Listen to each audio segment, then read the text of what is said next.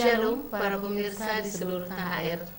Pada hari ini kita senang sekali dapat berjumpa kembali dengan pelajaran kita yang akan dipimpin atau dipandu oleh Bapak Pendeta Edi Sagultom. Shalom Pak. Shalom Bu. Ya para pendengar dan para pemirsa, hari ini kita akan meneruskan pelajaran kita yang kelima, yaitu tentang nubuatan yang besar. Dan untuk itu sudah siap di sini Bapak Pendeta Edi Sagultom akan membantu acara kita. Baik Pak Pendeta, kalau pelajaran kita yang lalu sudah kita lewati pelajaran yang keempat ya Pak ya. Sekarang episode yang kelima ini tentu masih ada pertanyaan-pertanyaan tentang Mesias ini. Pertanyaan kita hari ini Pak untuk Pak Pendeta nih, sementara Mesias Yesus itu naik ke surga Pak, apakah ada pesan-pesan terakhir pada murid-muridnya itu Pak? Baik Bu. Jadi setelah kita pelajari pada pelajaran terakhir itu, Yesus atau Mesias itu sudah naik ke sorga. Namun sebelum dia naik ke sorga, ada pesan-pesan. Dan boleh kita lihat peristiwanya setelah dia bangkit dari kubur. Dia tidak langsung naik ke sorga, tetapi dia masih ada di dunia ini dan pergi berkunjung kepada murid-muridnya selama 40 hari. Ini bisa kita baca Bu. Coba tolong Ibu baca dulu di dalam Kisah Rasul pasal 1 ayat yang ketiga. 1 ayat ketiga. Saya bacakan ya Pak. Silakan. Oke, Kisah Rasul 1 ayat yang ketiga. Bunyinya adalah, kepada mereka ia menunjukkan dirinya setelah penderitaannya selesai, dan dengan banyak tanda ia membuktikan bahwa ia hidup, sebab selama 40 hari ia berulang-ulang menampakkan diri dan berbicara kepada mereka tentang kerajaan Allah. Jadi Alkitab mengatakan setelah dia bangkit dari kubur 40 hari lagi dia terus pergi mengajar kepada murid-muridnya, dan dikatakan di sini memberi pengajaran tentang kerajaan Allah selama 40 hari itu. Jadi kita lihat di dalam ayat yang keempat, mungkin Ibu tolong baca, ada di sana sepertinya pesan. Ayat yang keempat. Saya bacakan ayat yang keempat. Pada suatu hari ketika ia makan bersama-sama dengan mereka, ia melarang mereka meninggalkan Yerusalem dan menyuruh mereka tinggal di situ menantikan janji Bapa. Yang demikian katanya, telah kamu dengar daripadaku. Jadi pesannya itu, murid-muridku, saya pesankan kamu jangan pergi kemana-mana, tetap tinggal saja di Yerusalem ya. Sebab ada janji yang harus kamu terima, yaitu janji yang sudah dinubuatkan juga, yaitu satu janji kecurahan Rohul Kudus. Nah, tolong Ibu baca juga itu di dalam ayat yang kelima barangkali. Ayat kelima ya Pak ya. Yang kelima ayatnya, sebab Yohanes membaptis dengan air, tetapi tidak lama lagi kamu akan dibaptis dengan Roh Kudus. Ya, jadi Yohanes, seorang nabi yang telah diutus mendahului akan Mesias itu, dia juga seperti ada satu pesan. Saya membaptis kamu dengan air, tetapi akan datang dia yang lebih besar dari saya, akan membaptiskan kamu dengan Roh Kudus. Itu makanya Mesias bilang, murid-muridku, jangan kamu pergi kemana-mana, tinggallah kamu di Yerusalem, supaya kamu boleh menerima janji itu, yaitu kecurahan Roh Kudus. Nah, ini satu pesan juga sebelum Yesus naik ke sorga. Nah, kemudian ayat yang ke-9. Ayat yang ke-9 ya Pak ya. Masih sama Pak ya? Dari Ya, masih Kisah Kisah Rasul 1 ya. Ayat ke-9. Sesudah ia mengatakan demikian, terangkatlah ia disaksikan oleh mereka, dan awan menutupnya dari pandangan mereka. Ya. Jadi pesannya sebelum dia naik ke sorga, yaitu tadi, tinggal di Yerusalem, kamu akan menerima janji itu, yaitu kecurahan Roh Kudus. Kemudian dia terangkat ke sorga. Nah, sementara dia terangkat ke sorga, apa yang terjadi? ayat yang ke-10. Ayat yang ke-10, saya bacakan Pak Pendeta. Ketika mereka sedang menatap ke langit waktu ia naik itu, tiba-tiba berdirilah 2 orang yang berpakaian putih dekat mereka. Tiba-tiba ada 2 orang berpakaian putih. Itu kira-kira siapa? Ya, malaikat Tuhan. Dan malaikat Tuhan ini juga memberikan kepada mereka satu pesan. Ayat yang ke-11 barangkali. Ayat yang ke-11. Ya. Dan berkata kepada mereka, "Hai orang-orang Galilea, mengapakah kamu berdiri melihat ke langit? Yesus ini yang terangkat ke surga meninggalkan kamu akan datang kembali dengan cara yang sama seperti kamu melihat dia naik ke surga." Itu pesannya. Hei orang-orang Galilea, mengapa kamu lihat ke langit? Adapun Yesus yang naik itu akan datang kembali. Caranya kembali bagaimana? Dikatakan oleh malaikat itu, seperti yang kamu lihat dia pergi, begitu juga dia kapan? Akan datang. Jadi ini satu ingatan kepada mereka yang mungkin mengatakan, oh Yesus itu nanti datang diam-diam seperti pencuri, muncul di sana, tiba-tiba di sana. Oh, tidak. Dia datang seperti yang kamu lihat dia naik, begitu juga dia apa? Dia akan turun. Artinya dilihat oleh semua mata. Semua mata memandangnya. Ini pun merupakan satu nubuatan, Bu, yang perlu kita perhatikan bagaimana dia nanti datang kembali ke dunia ini. Nah, mungkin satu lagi ada pesan lagi. Sebelum Yesus naik ke surga itu, kita baca pesannya ini di dalam Injil Markus 16 ayat yang ke-15. Injil Markus 16 ayat yang ke-15. Markus 16 ayat yang ke-15.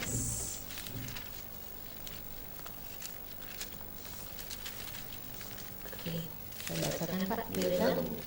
Ayat yang ke-15, Injil Markus 16 ayat yang ke-15. Ya. Lalu ia berkata kepada mereka, "Pergilah ke seluruh dunia, beritakanlah Injil kepada segala makhluk. Siapa yang percaya dan dibaptis akan diselamatkan, tetapi siapa yang tidak percaya akan dihukum." Terus lagi. Tanda-tanda ini akan menyertai orang-orang yang percaya.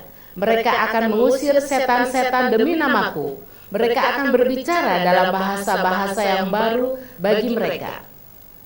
Mereka akan memegang ular, dan sekalipun mereka minum racun maut, mereka tidak akan mendapat celaka. Mereka akan meletakkan tangannya atas orang sakit, dan orang itu akan sembuh. Sesudah Tuhan Yesus berbicara demikian kepada mereka, terangkatlah ia ke surga, lalu duduk di sebelah kanan Allah. Itulah satu pesannya juga. Sebelum Yesus terangkat ke surga, dia pesan, pergilah. Kemana perginya? Ke seluruh dunia. Untuk apa? Beritakan Injil. Kepada siapa? Kepada segala makhluk. Siapa yang percaya, lalu dibaptiskan, beroleh selamat. Siapa yang tidak percaya akan dihukum. Nah, tanda ini akan menyertai kamu. Kamu akan bisa membuat banyak mukjizat, mengusir setan. Ya, jadi kamu akan diberi kuasa dari surga, sehingga kamu boleh berbicara, dikatakan di sini, berbicara dalam bahasa yang baru, bahasa-bahasa yang baru, bahasa yang mereka tidak pernah tahu, tapi mereka bisa berbahasa di dalam bahasa yang baru itu. Nah, ini nubuatannya. Jadi Mesias itu menyuruh mereka pergi untuk menginjil, tetapi diberi apa? Hikmat, kuasa, kemampuan, baik membuat mukjizat, baik dalam bahasa-bahasa yang dipakai oleh bangsa-bangsa di dunia ini. Nah, itulah satu kegenapan daripada pesan dan janji sebelum dia terangkat ke surga. Baik Pak, kalau tadi pesan sebelum dia naik ke surga ya Pak ya. Sekarang pertanyaannya Pak, apa memang sudah terjadi Pak hal yang demikian itu? Ya, boleh kita lihat apakah memang sudah terjadi seperti yang dijanjikan oleh Mesias ini. Ya, kalau boleh kita baca Bu ya, kegenapannya dalam Kisah Rasul 2 ayat 1 sampai 4. Kisah Rasul 2 ayat 1 sampai 4 ya Pak ya. Saya bacakan Pak. Ya, silakan. Kisah Rasul 2 ayat 1 sampai 4. Ketika tiba hari Pentakosta, semua orang percaya berkumpul di satu tempat. Tiba-tiba turunlah dari langit suatu bunyi seperti tiupan angin keras yang memenuhi seluruh rumah di mana mereka duduk. Dan tampaklah kepada mereka lidah-lidah seperti nyala api yang bertebaran dan hingga pada mereka masing-masing. Maka penuhlah mereka dengan Roh Kudus, lalu mereka mulai berkata-kata dalam bahasa-bahasa lain, seperti yang diberikan oleh Roh itu kepada mereka untuk mengatakannya. Lanjut Bu, ayat 5. Ayat 5. Waktu itu di Yerusalem diam orang-orang Yahudi yang saleh dari segala bangsa di bawah kolong langit. Ketika turun bunyi itu, berkerumunlah orang banyak. Mereka bingung karena mereka masing-masing mendengar rasul-rasul itu berkata-kata dalam bahasa mereka sendiri. Mereka semua tercengang-cengang dan heran, lalu berkata, "Bukankah mereka semua yang berkata-kata itu orang Galilea? Bagaimana mungkin kita masing-masing mendengar mereka berkata-kata dalam bahasa kita sendiri, yaitu bahasa yang kita pakai di negeri asal kita?" Ya. Jadi kita lihat Bu di sini, janji itu tadi, tetaplah tinggal di Yerusalem. Nanti kamu akan memperoleh kuasa yang turun dari surga, yaitu kecurahan Roh Kudus. Dan kemudian akan diberi kesanggupan mengabarkan Injil di dalam bahasa-bahasa. Bahasa-bahasa yang aneh, bahasa-bahasa yang tidak pernah mereka pelajari. Tetapi mereka bisa menginjil di dalam bahasa itu. Dan waktu itu dikatakan, sementara mereka berkumpul di Yerusalem, turunlah dari sorga satu keajaiban, yaitu mereka mendengar seperti suara apa katanya? Suara angin. Dan kelihatan pada kepala murid-murid itu seperti apa? Lidah api. Kemudian mereka apa? Mereka bisa berbahasa di dalam bahasa-bahasa yang lain. Nah, dikatakan pada waktu itu orang-orang Yahudi berkumpul di Yerusalem dari seluruh dunia. Maksudnya bagaimana itu? Sebenarnya pada waktu itu disebut hari Pentakosta itu,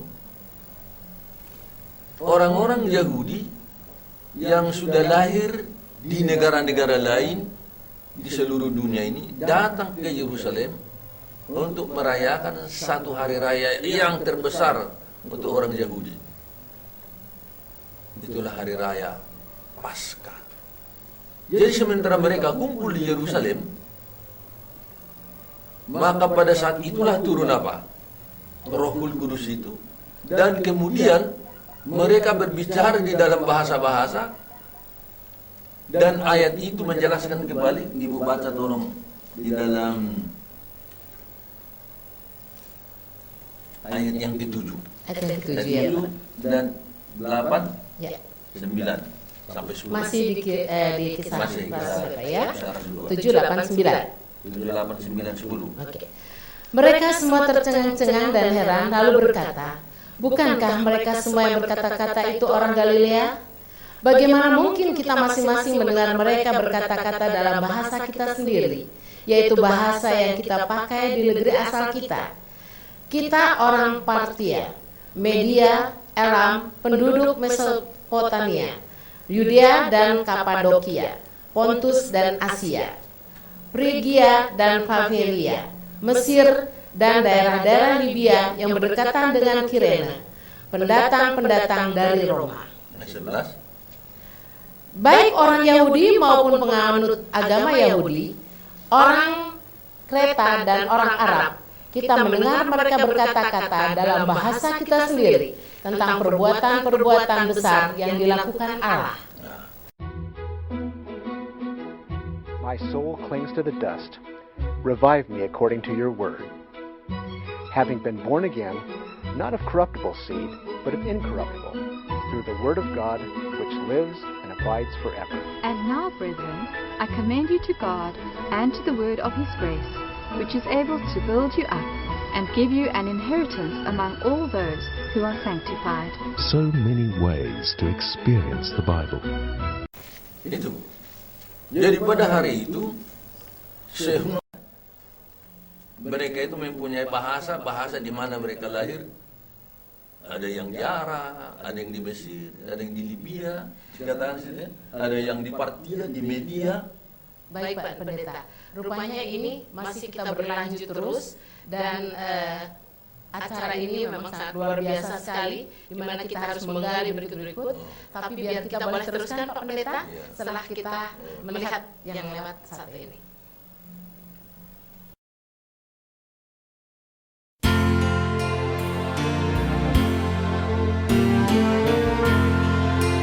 Baik para pemirsa yang kami cintai dan kami kasihi, dengan senang hati sekali kita akan meneruskan pelajaran kita dengan buatan yang besar ini. Dan tentunya kita akan bertanya kembali kepada narasumber kita, yaitu Bapak Pendeta Elisa Gultom.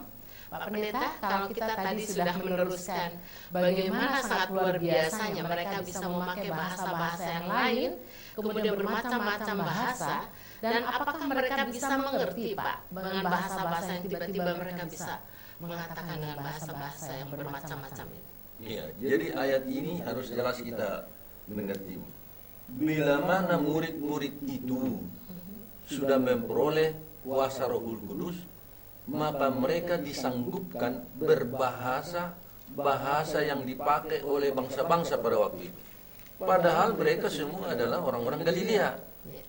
Makanya mereka bilang, bagaimana ini? Kan mereka semua orang Galilea. Kenapa bisa mereka bahasa Arab?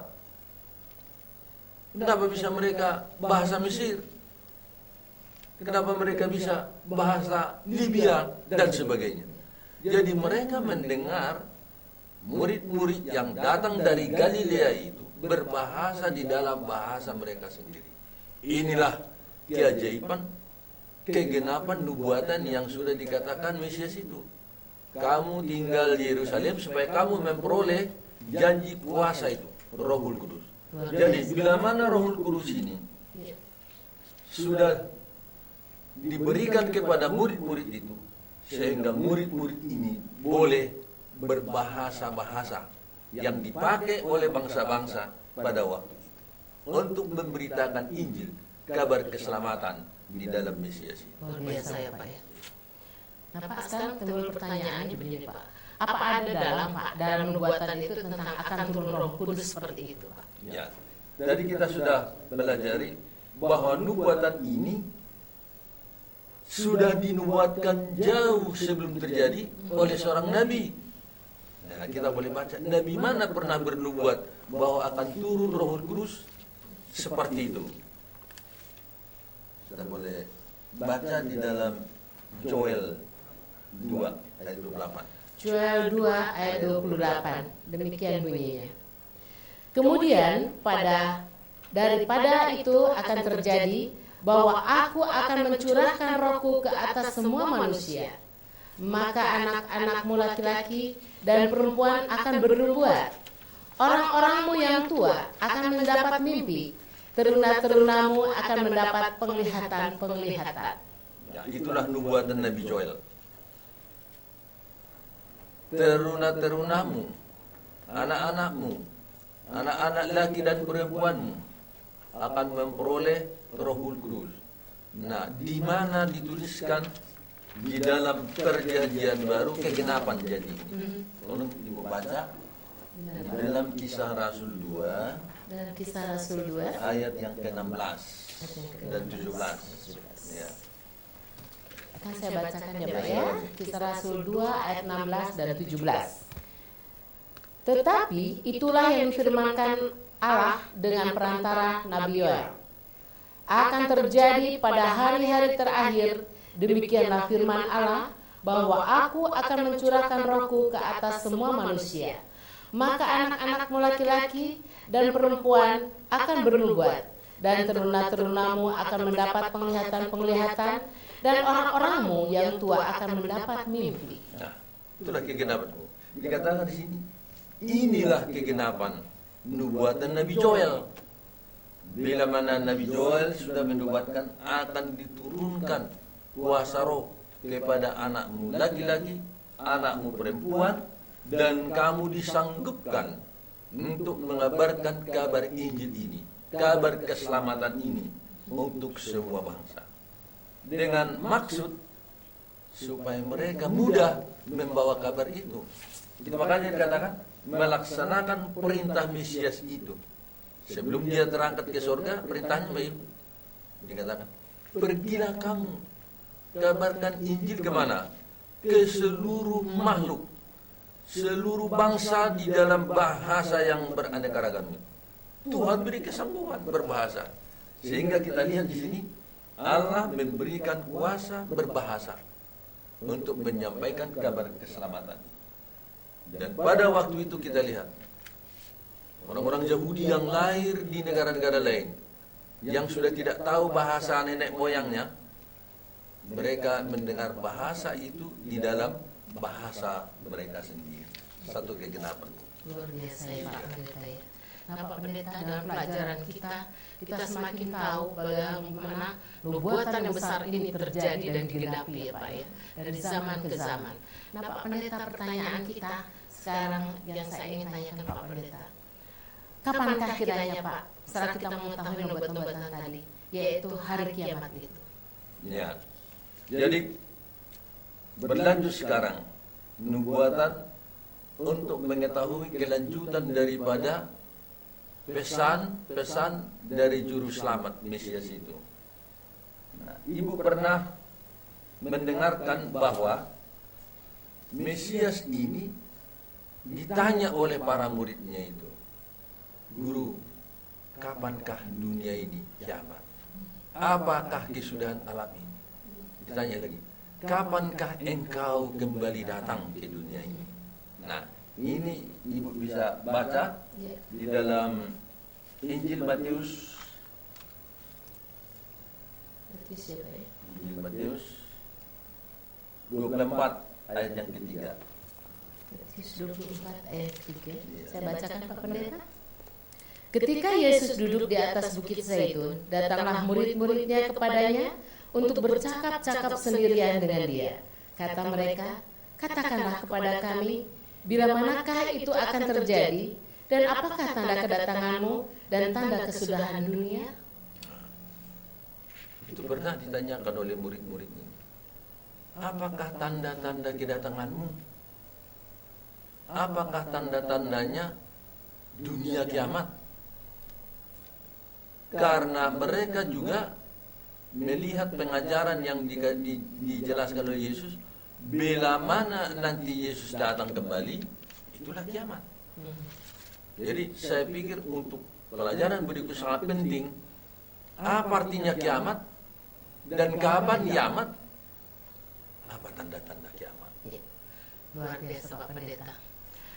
Para pemirsa, kita senang sekali sudah ditemani oleh Bapak Pendeta Elisa Gultom. Bagaimana nubuatan-nubuatan besar itu sudah digenapi. Dan pada pelajaran-pelajaran kita di hari-hari depan nanti, kita akan mengetahui bagaimana tanda-tanda daripada kiamat itu atau di akhir zaman ini. Untuk itu para pemirsa, kita senang sekali bila mana Anda, jikalau hari ini sudah mendengarkan pelajaran ini, nubuatan yang besar ini, dan Anda jangan lewatkan di hari-hari yang akan datang. Anda akan mengetahui bagaimana tanda-tanda daripada akhir zaman atau hari kiamat ini, yang tetap akan dipandu oleh Bapak Pendeta Elisa Gultom. Baik para pemirsa, karena waktu juga yang harus memisahkan kita untuk hari ini, biarlah kita boleh hari ini bersama-sama Anda berdoa, bersama-sama dengan Bapak Pendeta Elisa Gultom akan membawakan dalam doa. Bapak Pendeta jangan lupa untuk pemerintahan kita, untuk jemaat kita seluruh dunia semuanya, dan juga untuk organisasi kita. Kita akan berdoa Bapak. Ya Bu, mari kita berdoa. Tuhan Allah Bapa kami yang di surga, terpujilah Engkau. Oleh karena Tuhan berikan kepada kami kesempatan untuk mempelajari firman Tuhan. Firman tentang nubuatan yang harus kami ketahui. Karena Tuhan memberikan kepada kami hal-hal yang akan terjadi. Hal-hal yang memberikan kepada kami kesempatan bersedia supaya selamat mengikuti petunjuk Tuhan. Karena akan banyak orang sesat oleh karena tidak mengetahui nubuatan, tidak mengetahui apa yang akan terjadi. tetapi kepada kami, semua pemirsa ini, Tuhan berikan kepada kami kesempatan yang indah untuk belajar tentang nubuatan, belajar tentang hal-hal yang akan menimpa dunia ini, belajar untuk mengetahui hari kiamat, supaya kami jangan seorang pun yang binasa, melainkan semua beroleh keselamatan hidup yang kekal. Kami berdoa bagi pemerintahan kami, kiranya Tuhan memberikan kepada mereka hikmat dari surga, supaya negara kami boleh dipimpin menjadi negara yang makmur dan sejahtera. Tuhan, kami ini manusia yang banyak kelemahan, kekurangan, dan dosa. Ampuni kami Tuhan, di dalam kuasa darah Mesias itu kami beroleh pengampunan yang sempurna. Terimalah doa sembah kami. Semua kami persembahkan di dalam satu nama, Al-Masih Yesus, Juru Selamat kami.